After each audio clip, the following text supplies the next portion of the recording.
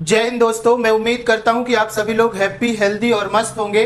ठीक है, आज के वीडियो सीरीज में हम ये डिस्कस करने वाले हैं कि इंग्लिश के पेपर को हम कैसे सॉल्व करें। बेसिकली हमने देखा कि इंग्लिश के पेपर में चाहे आप किसी भी क्लास के स्टूडेंट हो, क्लास 6 से लेके क्लास 12 तक आपको इंग्लिश के पेपर में ग्रामर सेक्शन और मतलब इंग्लिश के पेपर के 4 सेक्शन होते हैं जो ऑलरेडी डिवाइड होते हैं। बट हमको इसके ग्रामर और अदर पोर्शन को सॉल्व करने में हमको बहुत ही मुश्किल होता है, जिसके कारण हमारे नंबर एग्जाम में बहुत ही कम आ पाते हैं। तो आज इन सब बातों पे हम डिस्कस करेंगे कि पेपर को कैसे सॉल्व करना है, ईच सेक्शन को कैसे आपको फिगर आउट करना है। तो वीडियो स्किप करने से पहले मैं ये बता दूं कि आपको ये वीडियो देखना क्यों जरूरी है। तो आप देख सकते हैं कि यहाँ इस तरीके से हमने इंग्लिश के 40 से 50 से 60 पेपर को सॉल्व किया है। ठीक है, उसमें उसका नॉलेज मैं आपको बताऊंगा कि इस सारी रिसर्च के बाद एग्जाम का पेपर कैसे आता है, पैटर्न कैसे आता है और आपको कैसे सॉल्व करना है। इसकी ग्रामर सेक्शन में हम ईच सेक्शन को डिस्कस करेंगे। तो सबसे पहले हम ये डिस्कस करते हैं कि इसके कैसे सेक्शन आएंगे और किस सेक्शन में क्या रहेगा और आपको किस तरीके से इसको स्टडी करना है। तो चलिए इसको हम आगे देखते हैं। तो देखिए, जैसे ही आपको एग्जाम में पेपर मिलता है, सबसे पहले आप पेपर को ओपन करेंगे तो यहाँ पे आपको इस तरीके से 4 सेक्शन दिखाई देंगे। ठीक है, 4 सेक्शन दिखाई देंगे। पहले सेक्शन में ये सेक्शन अलग अलग भी हो सकते हैं, बट आपको 4 सेक्शन दिखाई देंगे। इसको हम मानते हैं कि हमारे पास सेक्शन ए है, ये बी है ना। इस तरीके से हमारे पास ये सी सेक्शन है और ये डी सेक्शन है। ठीक है, अब यहाँ पे देखिए आपको अलग अलग पोर्शन मिलेगा। जैसे कि सेक्शन ए में आपको हो सकता है कि पैसेज वाला सेक्शन मिल जाए। ठीक है, पैसेज वाला सेक्शन मिल जाए। पैसेज वाले सेक्शन में क्या है कि आपको 2 एंसीन पैसेज मिलेंगे, उसको पढ़कर आपको उसके आंसर को सॉल्व आउट करना है और मतलब आपको बताना है कि इसमें इसके आंसर क्या होंगे। ठीक है, ये 10 नंबर का अप्रोक्स आता है। हर एक इंग्लिश के एग्जाम में आपको देखने को मिलेगा। सेक्शन बी की मैं बात कर दूं तो सेक्शन बी समझते हैं हम कि ग्रामर वाला पोर्शन आ जाएगा। ठीक है, इसमें क्या आ जाएगा,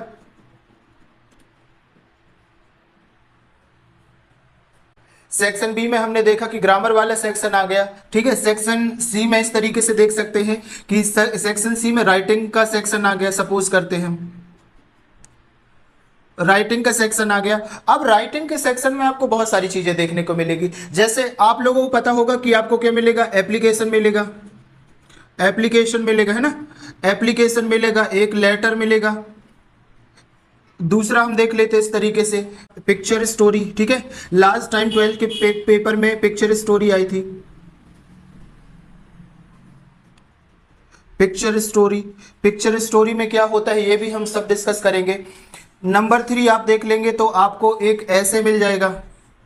ठीक है, ऐसे मिल जाएगा। और देख लेंगे आप तो इसमें आपको नोट मेकिंग मिल जाएगा, है ना, कि नोट्स कैसे बनाते हैं, नोट्स मिल जाएगा। इस तरीके से और भी देखेंगे तो आपको पैराग्राफ राइटिंग भी आ जाएगा, या टाइटल बोल सकते हैं इसको ना, मैसेज राइटिंग आ जाएगा आपको। इस तरीके के और भी बहुत सारे पार्ट हैं जो हमारी ग्रामर के लिए बहुत ही इंपॉर्टेंट है। अब हम देखते हैं सेक्शन डी में। ठीक है, सेक्शन डी में क्या पार्ट आएगा आपको, तो सेक्शन डी में हमारी जो बुक्स के क्वेश्चंस आंसर होते हैं ना, वो पोर्शन आएगा। मतलब यहां पे देखेंगे तो आपका लिटरेचर वाला पार्ट आएगा। लिटरेचर वाला पार्ट आएगा जिसमें से आपको जो सारे क्वेश्चंस होंगे वो आपकी बुक से होंगे और बुक के सारे रिलेवेंट क्वेश्चंस को आपको सॉल्व करना है यहाँ पे। ठीक है, अब हम देखते हैं कि जो हमारा इंपॉर्टेंट सेक्शन है ग्रामर वाला सेक्शन सभी के एग्जाम में है। ग्रामर के सेक्शन को सॉल्व करना इज वेरी इंपॉर्टेंट। और जो जैसे अगर आपका यहाँ मैं बता दूं कि जैसे आपको 100 नंबर का पेपर है तो ये पैसेज में करीब करीब आपको चले जाते हैं 20 नंबर यहाँ पे आपको मिलेंगे। ठीक है, इस तरीके से यहाँ पे समझ लो 20 से 25 नंबर यहाँ पे मिल जाएंगे आपको। और अगर आपका ये राइटिंग सेक्शन आ गया तो 25 मार्क्स यहाँ पे भी मिल जाएंगे, है ना, इस तरीके से। तो ये हो जाएगा, बाकी जो भी आपके रिमेनिंग मार्क रहेंगे वो आपको लिटरेचर सेक्शन में मिल जाएंगे। ये सभी के लिए थोड़ा सा आगे पीछे इसकी जो वैल्यू होगी ये वैल्यू फ्लक्चुएट करती रहती है। कभी कभी आपको राइटिंग का सेक्शन डी में मिल जाएगा, है ना, ग्रामर का सेक्शन, वैसे पैसेज तो इसी सेक्शन में आता है, ग्रामर आपको सी या डी कहीं पे भी मिल सकता है, बट आपको कॉन्सेप्ट समझना है, ठीक है। अगर मैं बात करूं ग्रामर के सेक्शन की, मैं बात करता हूं अभी ग्रामर के सेक्शन की, ठीक है। ग्रामर सेक्शन जो हमारा बी में है, हम इसके सेक्शन ए को भी सॉल्व करेंगे, जिसमें हम पैसेज को सॉल्व करेंगे और देखेंगे कि पैसेज को हम कितनी आसानी से एट ईच पैसेज को करेक्ट करके हम मैथ इंग्लिश के बहुत अच्छे मार्क कैसे स्कोर कर सकते हैं। तो देखो अगर ग्रामर की मैं बात करूं तो आपको ग्रामर में बहुत सारी चीजें आती है। इंग्लिश का grammar is not a piece of cake, it's a very large thing, but ये सारी चीजें हम पढ़ नहीं सकते, ठीक है। हमको बहुत ही रिलेवेंट चीजें पढ़ना है एग्जाम के लिए, so that it will help you कि एग्जाम को कैसे सॉल्व करना है और आपको सारे मार्क्स जो इसमें हैं वो कैसे आपको ऑब्टेन करना है, ठीक है। तो यहाँ पे आप देखेंगे कि इसमें एक क्वेश्चन आपको आर्टिकल से मिलेगा, एक क्वेश्चन आपको आर्टिकल से मिलेगा, टेंस से आपको क्वेश्चन मिलेगा, ठीक है, टेंस से आपको क्वेश्चन मिलेगा। और क्वेश्चन किस तरीके का रहेगा, कन्वर्ट, जैसे कोई सिंपल टेंस है तो उसको convert into negative sentence, convert into perfect tense, ठीक है। तो इसमें कन्वर्ट वाला सेंटेंस आपको मिलेगा, कन्वर्ट वाला सेंटेंस मिलेगा। और आपको देख लीजिए आपको एक मॉडल्स से मिलेगा, है ना, मॉडल से मिलेगा।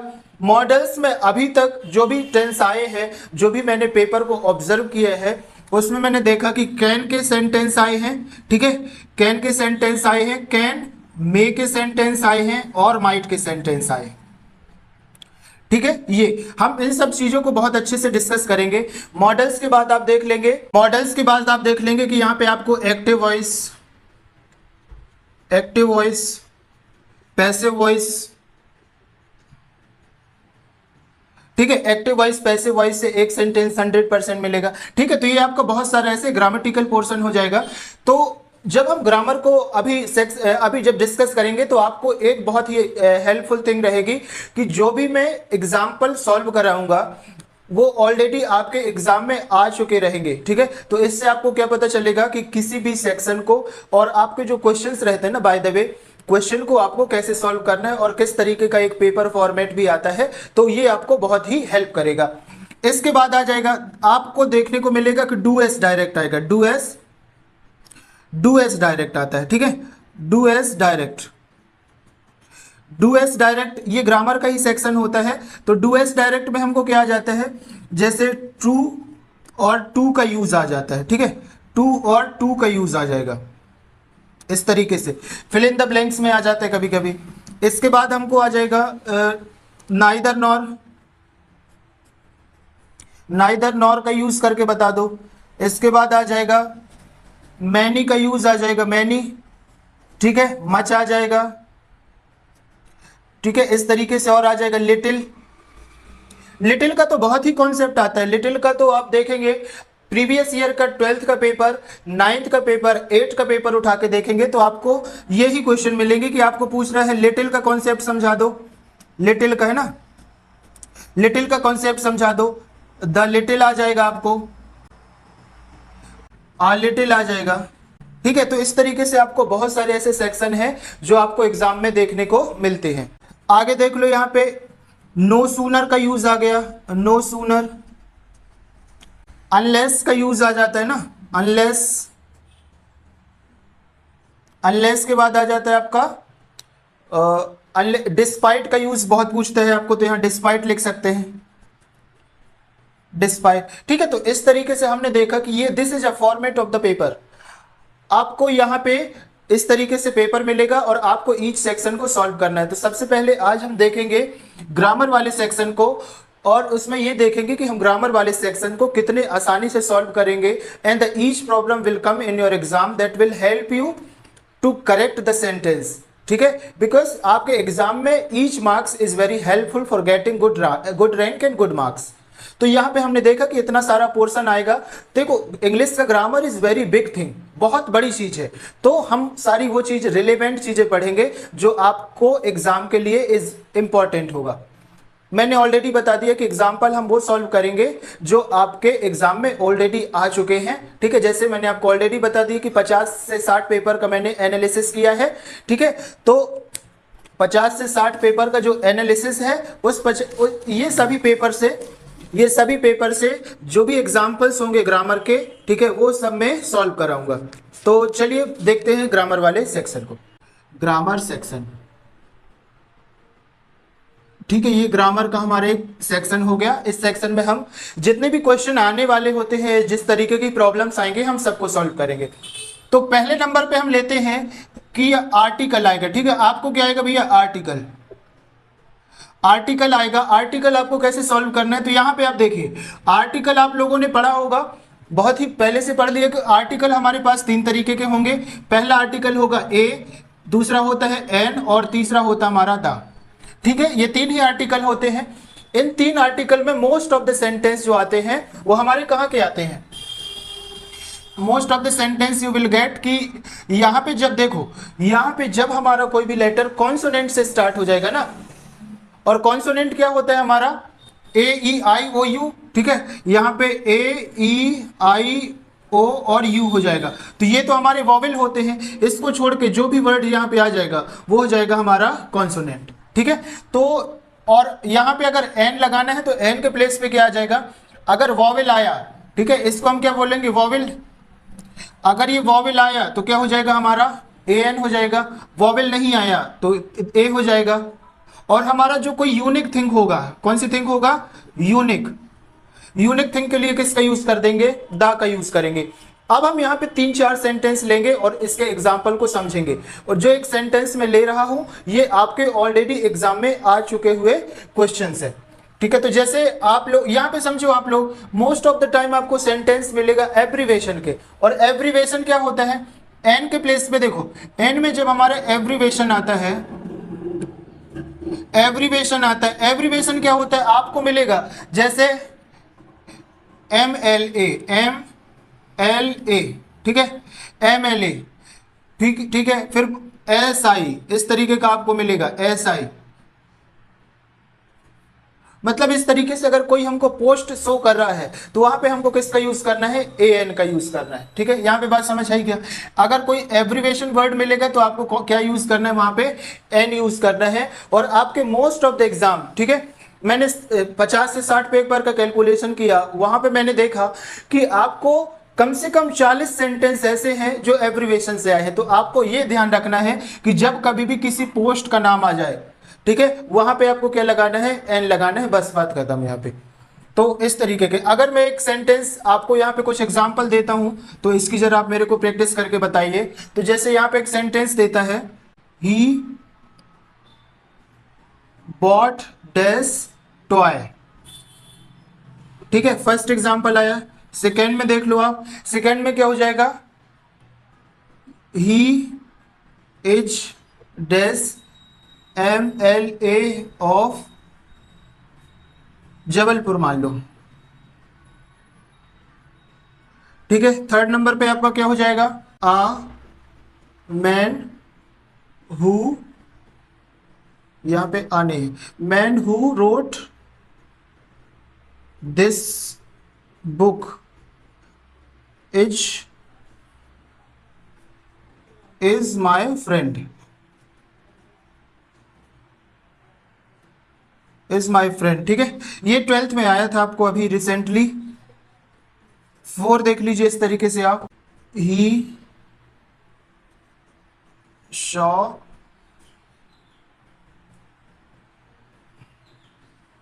अ गर्ल,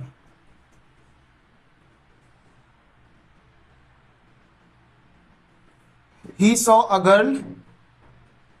और नंबर 5 जो आपको बहुत ही ज्यादा देखने को मिलेगा तो ये हो जाएगा हमारा, he is dash honest boy, ठीक है, he is dash honest boy. तो यहां पे आप मेरे को आर्टिकल में यूज करके बताइए कि यहां पे कौन कौन से वर्ड आएंगे। तो यहां पे आप देखेंगे ही बॉट टॉय, तो टी का वर्ड आपको क्या मिलेगा? आपको कॉन्सोनेंट से स्टार्ट हो रहा है ना, यहाँ पे वोवेल नहीं है, तो यहाँ पे क्या आ जाएगा आपको? यहाँ पे आ जाएगा आ, ठीक है, ए आ गया आर्टिकल। नेक्स्ट देखेंगे ही इज एमएलए। तो मैंने आपको बताया कि जब कभी भी एब्रिवेशन के कोई भी सेंटेंस आएंगे या कोई भी वर्ड आएगा वहां पे आपको एन लगाना है, तो यहाँ पे एन लगा दीजिए। फिर देखिए man who wrote this book is my friend. Man, तो जब हम दा का यूज करते हैं तो पर्टिकुलर नाउन हो जाता है। जब आप प्रॉपर नाउन होगा, प्रॉपर नाउन के पहले किसका यूज करेंगे, आप दा का यूज करेंगे एज वेल एज सब यूनिक थिंग्स। तो दा मैन, यहाँ पे क्या आ जाएगा हमारा दा, क्योंकि दा मैन जो व्यक्ति ने किताब लिखा है ना, मतलब जो जिस व्यक्ति ने भी किताब लिखा है वो मेरा क्या है, फ्रेंड हो गया। तो दा मैन हो गया आपका प्रॉपर नाउन, ठीक है। इसके बाद आ जाएगा ही सॉ अ गर्ल। तो क्या हो जाएगा हमारा, यहाँ पे हो जाएगा ए, ही सॉ अ गर्ल, उसने एक लड़की को देखा। और यहाँ पे देख लीजिए ही इज, ये तो आपको बहुत ही ज्यादा आएगा, है ना, ये बहुत ही ज्यादा देखने को मिलता है आपके। यहाँ पे 3 सेंटेंस बहुत देखने को मिलेंगे। फर्स्ट में ये मिलेगा, नेक्स्ट ये वाले सेंटेंस और ये, ठीक है। तो इस तरीके के सेंटेंस आपको बहुत ही ज्यादा देखने को मिलते हैं। तो it is just an practice for previous exam, ठीक है, जो आपको आर्टिकल समझने में हेल्प करेंगे। आई होप कि आपको, देखो ये है तो बहुत ही बड़ी चीज, बहुत ही काफी सारे कॉन्सेप्ट है इस पे, बट अगर आपको इतना भी समझ में आ गया है तो आई थिंक इनमें से ही आपको कुछ ना कुछ देखने को मिलेगा एग्जाम में। आप क्लास 6 से लेके क्लास 12 तक का एग्जाम उठाएंगे तो आपको यही सेंटेंस बार बार रिपीटिंग वे में आते हैं, ठीक है। अब हम नेक्स्ट देखते हैं टेंस के कॉन्सेप्ट को, कि टेंस में हमको किस तरीके के सेंटेंस आएंगे। अब देखिए हमारे पास एक सेक्शन टेंस का भी आता है, ठीक है। तो टेंस तो बाय द वे आपका बहुत सारे टेंस से आपको बहुत ज्यादा इस पे पढ़ना पड़ेगा, but exam point of view से मैं आपको बता रहा हूं कि कौन से क्वेश्चन आ रहे हैं और किस तरीके की प्रॉब्लम्स आपको आएंगी। तो यहाँ पे जब हम पढ़ते हैं टेंस, सेकेंड नंबर पे हम क्या पढ़ने वाले हैं, टेंस, ठीक है। तो आप लोगों ने ऑलरेडी पढ़ लिया होगा कि भैया जो टेंस होते हैं हमारे 3 तरीके के होते हैं, तो इसको 3 कैटेगरी में से आपको ध्यान रखना है। जो मैं आपको पढ़ा रहा हूं एक बार वीडियो आपको देखना है, थोड़ा सा इमेजिनेशन करना है, then it will very easy for you to understand, okay. तो यहां आपको पता है कि हमारे टेंस होते हैं, प्रेजेंट होता है ना एक प्रेजेंट टेंस, फिर यहां पे लिख लो पास्ट टेंस और यहां पे लिख लो फ्यूचर टेंस, ठीक है, फ्यूचर टेंस, ठीक है। यहाँ पे तो टेंस लिखा है, तो टेंस नहीं भी लिखोगे तो आपको समझ में आ जाएगा। और आपने बहुत अच्छे से पढ़ रखा होगा कि हर एक टेंस का कितने सब टेंस होते हैं, तो हर एक टेंस के 4 सब टेंस होते हैं, ठीक है। वो 4 सब टेंस कौन कौन से होते हैं, तो पहला रखो सिंपल। सिंपल को आपके एग्जाम में हालांकि सिंपल नहीं आता, इनडेफिनेट नाम से आता है, तो इनडेफिनेट आप लिखो, इनडेफिनेट हुआ। फिर कंटिन्यूअस लिखो, कंटिन्यूअस, फिर परफेक्ट, फिर आ जाएगा आपका परफेक्ट कंटिन्यूअस, ठीक है।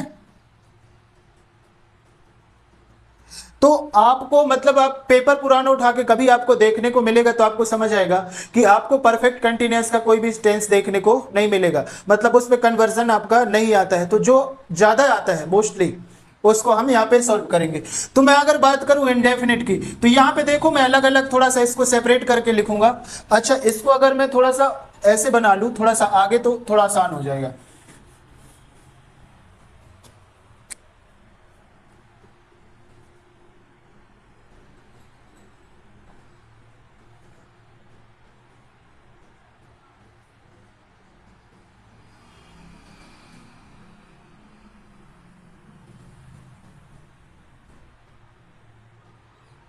ठीक है, तो अब यहाँ पे देख लो सिंपल तरीके से बहुत, यहाँ पे हम जो भी यहाँ पे जो हेल्पिंग वर्ब लिखेंगे, टेंस पढ़ने के पहले आपको एक चीज बहुत अच्छे से पता होना चाहिए कि जो हमारा स्टेटमेंट होता है, ठीक है, कोई भी सेंटेंस बनाने के लिए स्टेटमेंट क्या होता है हमारे पास, तो ये होता है subject plus helping verb plus main verb और ये होता है हमारा ऑब्जेक्ट। ये सिंपल का होता है, ठीक है, सिंपल का। अगर मैं बात कर दूं नेगेटिव का statement, subject plus helping verb के साथ आप लगा दो नॉट, ठीक है, मेन वर्ब हो जाएगा और ये हो जाएगा हमारा ऑब्जेक्ट। इंटेरोगेटिव की मैं बात करूं तो ये हेल्पिंग वर्ब आपका पहले आ जाएगा, मतलब ये हो जाएगा आपका हेल्पिंग वर्ब प्लस हो जाएगा सब्जेक्ट प्लस यहाँ पे हो जाएगा मेन वर्ब प्लस ऑब्जेक्ट, ठीक है, इस तरीके से। और यहाँ पे लग जाएगा आपका क्वेश्चन मार्क। और मैं अगर एक और सेंटेंस की बात कर दूं WH, तो यहाँ पे हो जाएगा हमारा WH word plus helping verb plus ये हो जाएगा हमारा subject plus main verb plus object हो जाएगा, ठीक है, और यहाँ पे हो जाएगा हमारा क्वेश्चन मार्क।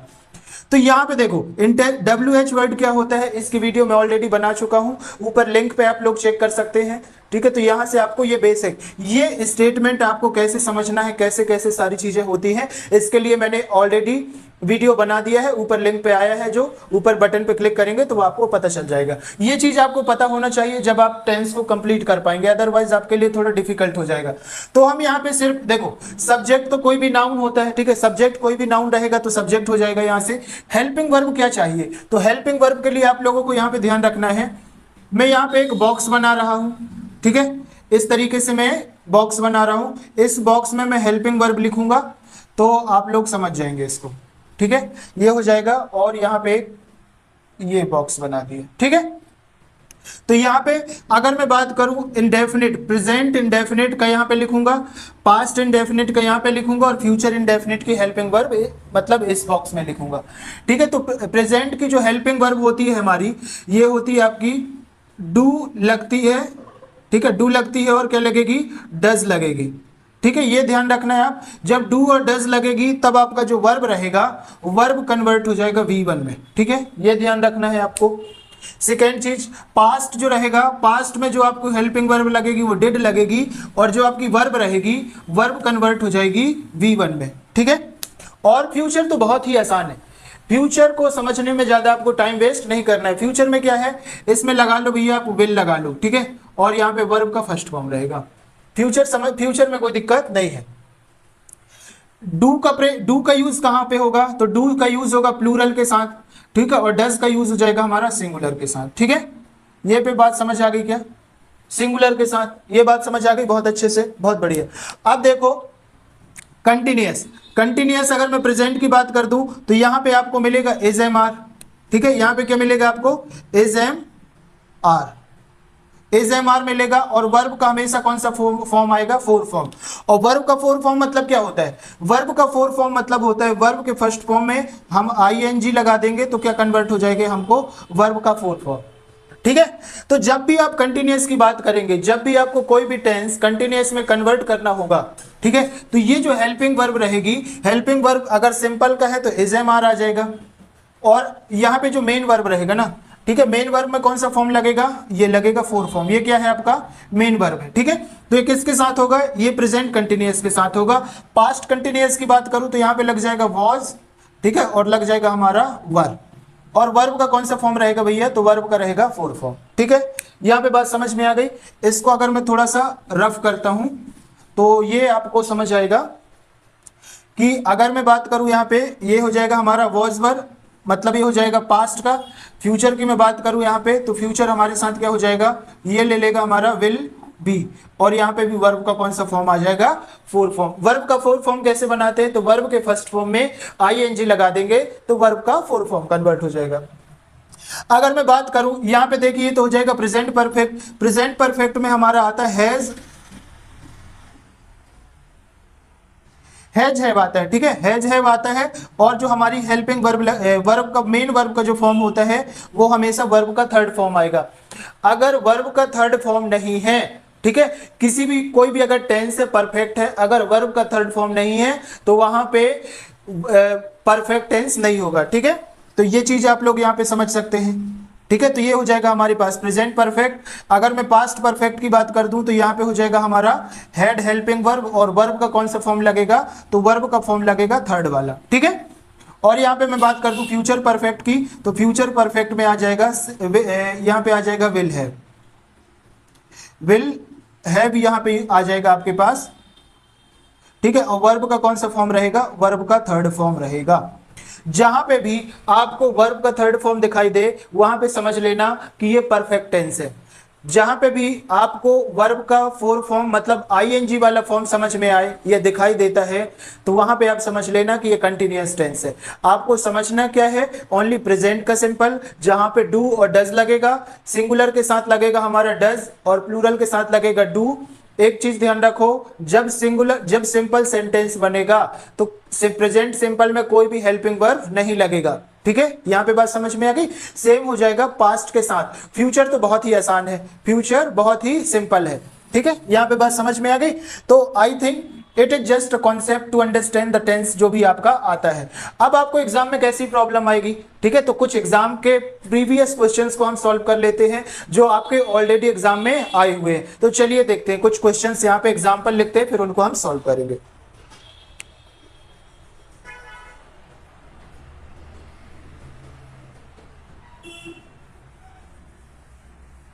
यहां पे देख लो, यहां पे मैंने 3 एग्जांपल्स लिए हैं, that is most repeated questions, ठीक है। ये आपको मतलब मैंने पिछले 50 से 60 पेपर का कैलकुलेशन किया, तो उसमें से मेरे को जैसे ये क्वेश्चन है तो कम से कम ये 10 टाइम्स आया है, रिपीटेड क्वेश्चन 10 टाइम्स 12 टाइम्स, है ना। तो मोस्ट रिपीटेड क्वेश्चन इस तरीके से है, तो आपको प्रैक्टिस तो खुद से ही कर लेना है कुछ क्वेश्चंस की, ओके। तो यहाँ पे आपको मैं कॉन्सेप्ट बता रहा हूँ कि किस तरीके से आपको पेपर आएगा।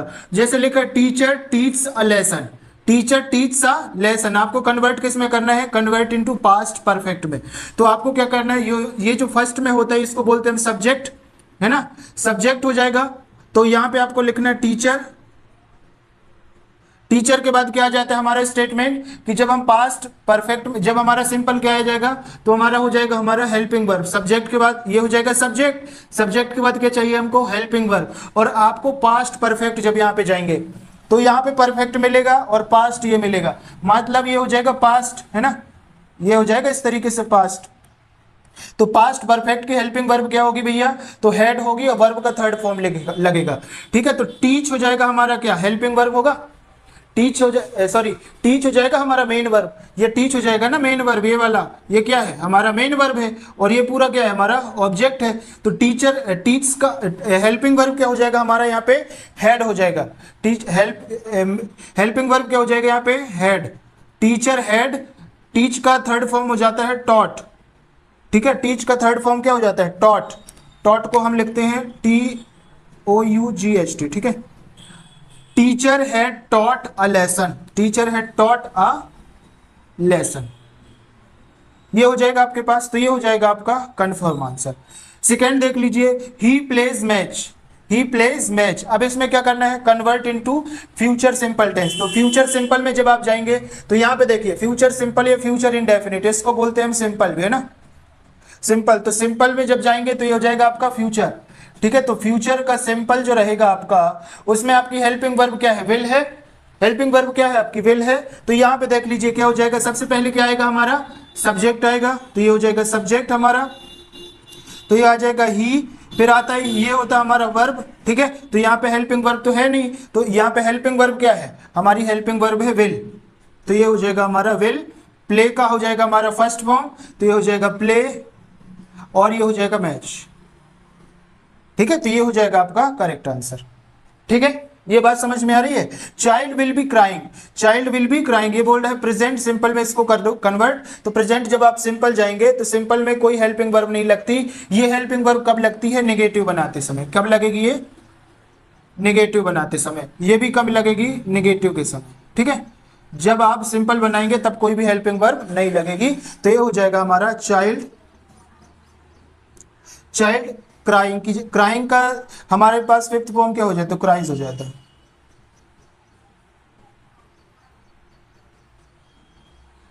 ठीक है, चाइल्ड क्राइज।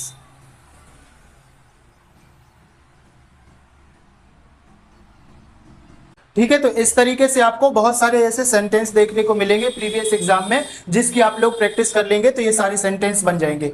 अब एक तरीके के और क्वेश्चन देखने को मिलते हैं पेपर में। कौन से क्वेश्चन मिलेंगे, तो आपके क्वेश्चन को रीअरेंज करना है, ठीक है। मतलब आपका जो स्टेटमेंट है, ये जो आपका स्टेटमेंट है, आपको सब्जेक्ट कहीं और दे देगा, हेल्पिंग वर्ब कहीं और दे देगा, मेन वर्ब कहीं और दे देगा। तो उसको सब एक करेक्ट तरीके के प्रॉपर फॉर्मेट में अरेंज करना है, तो उसको भी हम यहाँ पे देख लेते हैं। अब यहाँ पे देखिए हमारे पास रीअरेंज द सेंटेंस है, आपको स्टेटमेंट समझ में आ गया है, ठीक है। ये जो सेंटेंस लिखवाया हूं, ये सेंटेंस आपके पुराने प्रीवियस पेपर के हैं, आप यहाँ पे देख सकते हैं, ठीक है।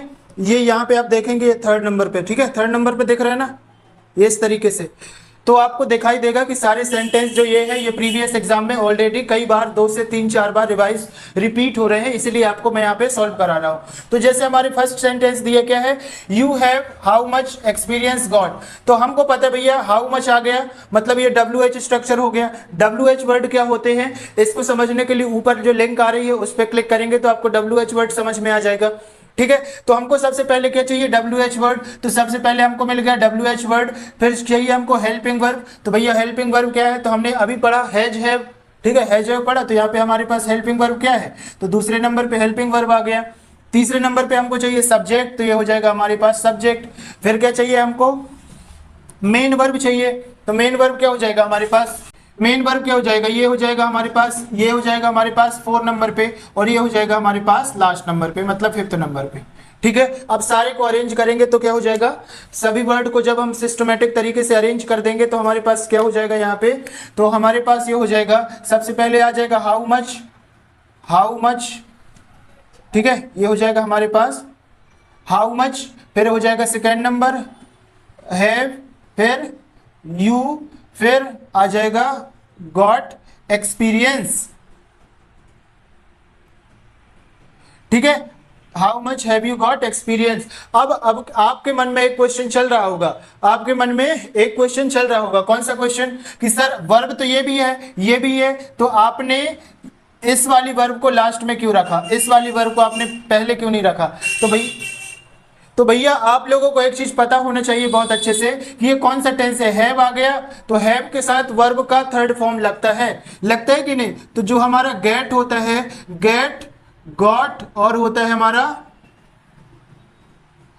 गेट गॉट गॉट, या गेट गॉट गॉटन भी होता है। ठीक है, तो ये हमारा होता है थर्ड फॉर्म, ये हमारा क्या होता है थर्ड फॉर्म, इसलिए यहाँ पे ये आया, तो ये हो जाएगा हमारा करेक्ट सेंटेंस। ठीक है, इस तरीके से देख लो। सेकंड में क्या दिया हमको, Bhopal went to he.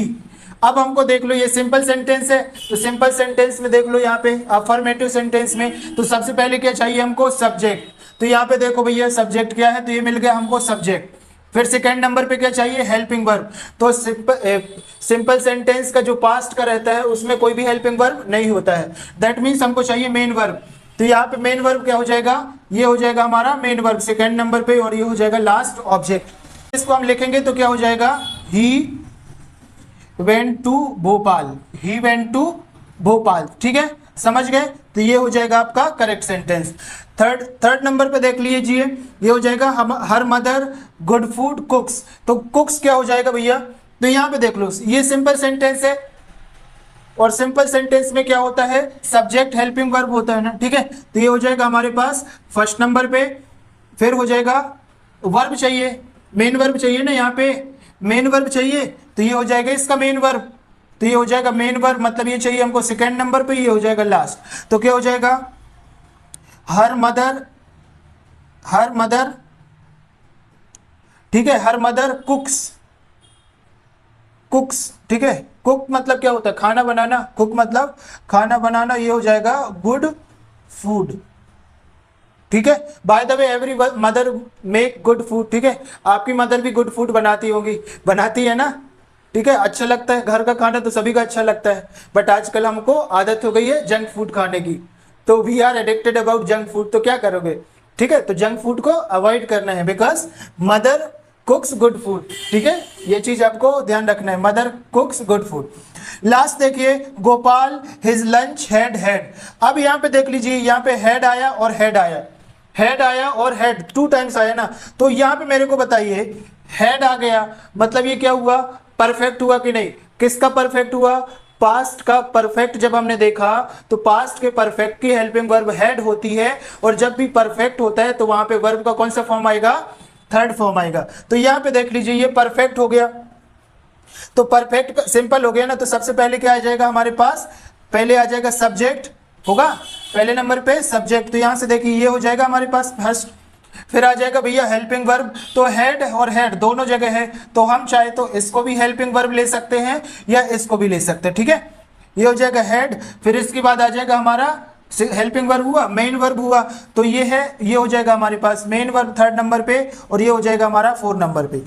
When we will rearrange all this value, then हमको मिलेगा यहाँ पे यहाँ पे हमको मिलेगा गोपाल फर्स्ट नंबर पे। सेकंड देख लीजिए यहाँ पे आ गया हेड, फिर आ जाएगा हेड, ये वाला हेड, और फिर हिज लंच। क्या आ जाएगा भैया यहाँ पे? हिज लंच, है ना। अब आपके मन में आ रहा होगा कि सर ये आपने हेड हेड 2 टाइम्स लगाया, तो भैया आपको जब आपने मेन वर्ब पढ़ा था तो आपको पता होता है कि जो हमारा हैव होता है, हैव का मतलब क्या होता है? खाना, ठीक है। हैव का मतलब क्या होता है? खाना। और हैव का थर्ड फॉर्म क्या होता है? हैव का थर्ड सेकेंड फॉर्म होता है हेड, और थर्ड फॉर्म भी क्या होता है? हेड, ठीक है। Have, had, head. तो एक हेड हमको क्या बताएगा? हेल्पिंग वर्ब बताएगा, और दूसरा हेड हमको क्या बताएगा? मेन वर्ब बताएगा। तो यहाँ पे आप लोग कंफ्यूज नहीं होना है, यहाँ पे आप लोगों को कंफ्यूज नहीं होना है, ठीक है। आई होप कि इस तरीके की जो भी प्रॉब्लम आएगी आपके एग्जाम में, आई होप कि ये भी क्वेश्चन आएंगे, because that question is most repeated question. अगर ये नहीं भी आते हैं, किसी भी तरीके की प्रॉब्लम आती है, तो first you will have to understand the concept कैसे होता है। After that you will rearrange all this value in the sequence and particular manner. I hope so कि यहाँ पे आपको टेंस और रीअरेंज के सेंटेंस बहुत अच्छे से समझ में आ गए होंगे, ठीक है। अब हम नेक्स्ट वीडियो में एक्टिव और पैसिव वॉइस को स्टडी करेंगे, ठीक है, which is also very very important part as a grammar. Okay, तो आज के लिए बस इतना ही। जय हिंद, वंदे मातरम।